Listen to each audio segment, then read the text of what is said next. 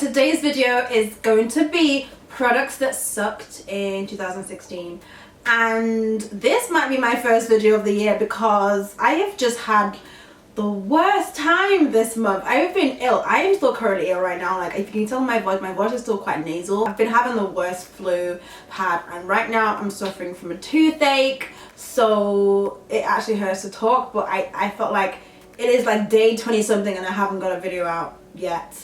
So I have to get a video out for you guys, and this video I actually already filmed. I filmed this last year, like in December, but there was no audio.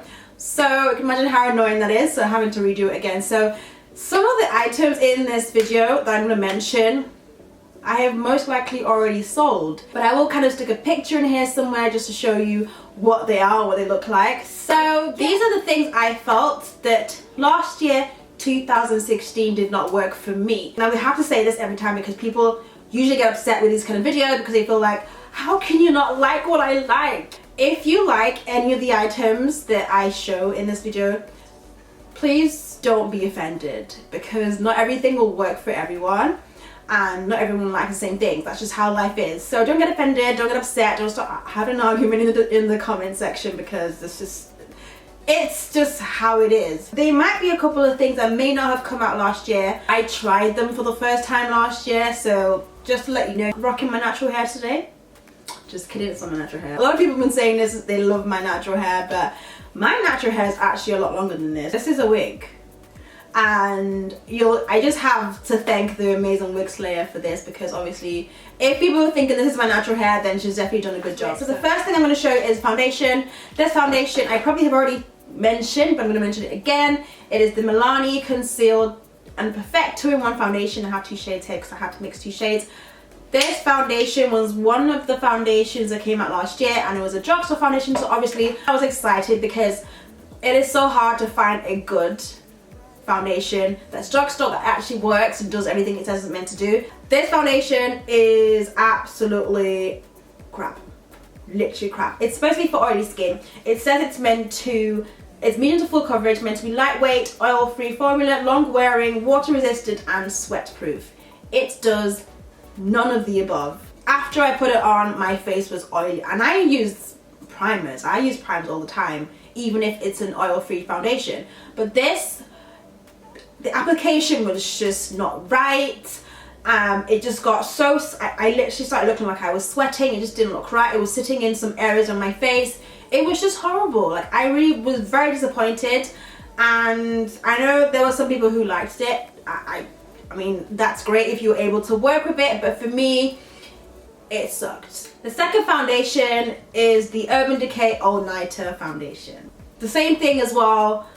Applying it, the texture just wasn't right. Bear in mind, this foundation actually oxidizes. I didn't know it oxidizes, so I went for 975.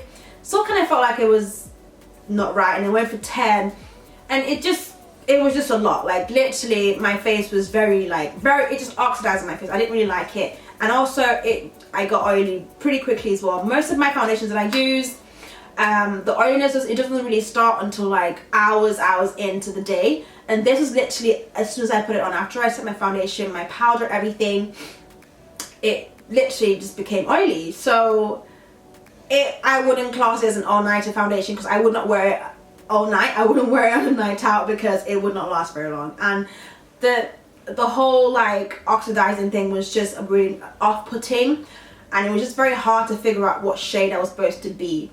So I have to put it in the kind of sucked pile. If you were able to work with this foundation, then great. For me, I just wasn't a fan of the foundation. The next ones are the first batch of the Kylie lip kit. So the first one she ever brought out, which were like, what were they called?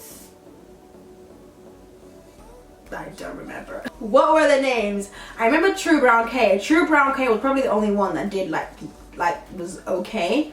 The other ones just didn't work.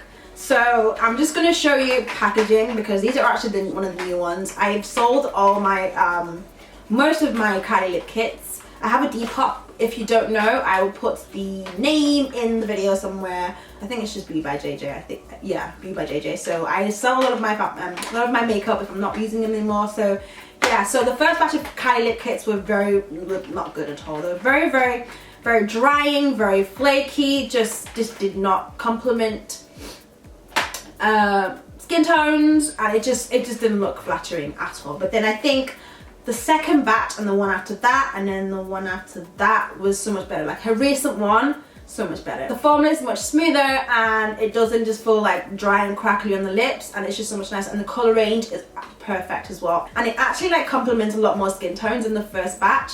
So yeah, another one I wanted to show you was also by Kylie, her first palette, which was the bronze palette. Out of the three, I would say my favorite one was the burgundy palette, but I saw that as well. I felt like, well, let me, I don't know, someone paid good money for it, so I happened to have sold it. So the first palette was the bronze palette, and it was just very like, the pigment was really terrible.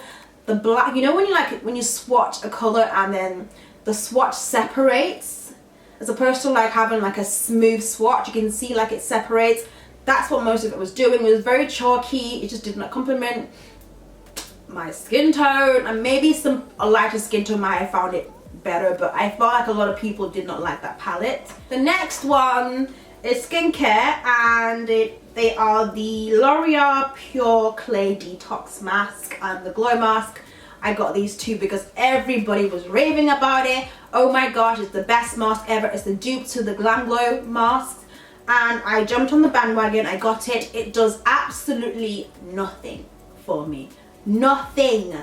This one I was kind of hoping for more from the detox mask, and literally put it on my face, take it off my face, nothing. Did absolutely nothing. I'm just like, I mean, it was £5, so I thought, you know, don't have to spend so much on the Glam Glow ones, but I would definitely, I swear by the Glam Glow mask. I would definitely recommend those ones for you because they actually work. They're on the pricey side, but it's worth the money. So please don't save your money on these. These were just a mess. This, just nothing. Like with me, I usually would leave my mask on for like a while. I felt like it didn't even set. It just stayed like, tacky on my face. So yeah, I just wasn't a fan of these, and somehow people raved about it, and for me it did not work. Another one which I just somehow misplaced is the Charlotte Tilbury the goddess clay mask.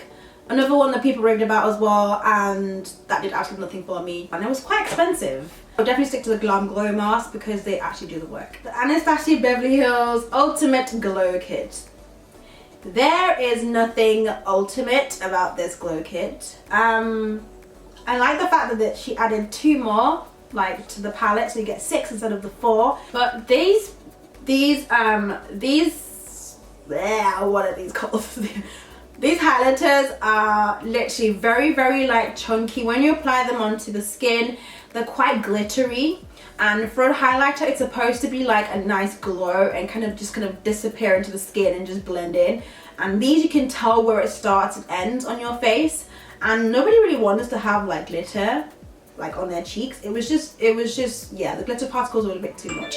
The annoying thing is that they're actually really nice, like really pretty shades. It's just, and they're so pretty, like really pretty shades, but they're just not working for me, I'm afraid. So yeah, unfortunately the Ultimate Glow Kit does not have anything ultimate about it. Another one I actually bought and sold because I was very disappointed, and it was the Power of Makeup palette by Nikki Tutorials and Too Faced. But then getting it, it was like, I felt like her swatches when she showed it on her channel weren't like live swatches. They were not as pigmented as she had made them out to be, and they just didn't work, and they were just very ashy and just did not work. And to be honest, I have kind of felt like that about Too Faced palettes, like ones I've had previously.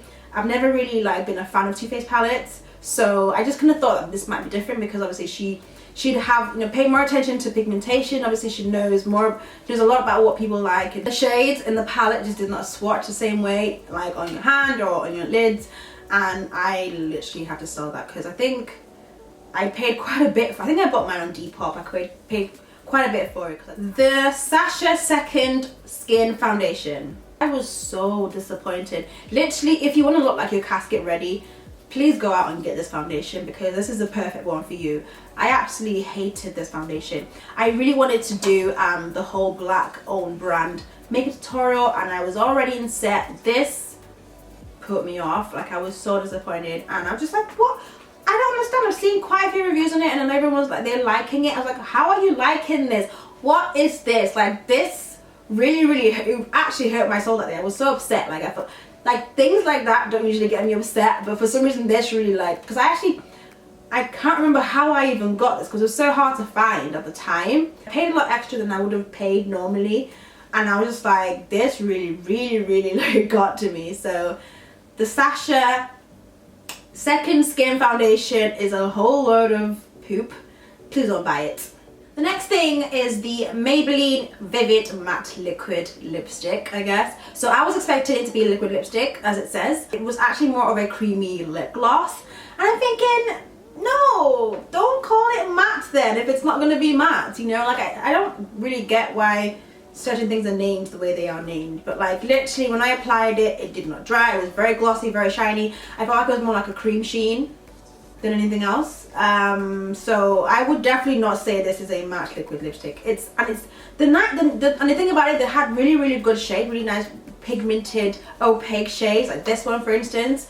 I only picked up one, so I knew, like, after I swatched it, I was like, I'm definitely not getting any more because it's just a waste of money. This was the shade Berry Boost. It's such a nice, gorgeous shade, but it just wasn't doing the thing. This kind of sucks. I think it sucks, to be honest. So if you're looking for a matte liquid lipstick, if you say something is matte, please make it matte. There's no point. Just call it a vivid liquid cream or something. You know? I think that's it. I hope I haven't missed out anything. If I do miss out anything, I will put it in the description box. And yeah, so I hope you like this video. Definitely let me know if there are any more videos you want to see more of, or actual specific videos, titles, let me know down below.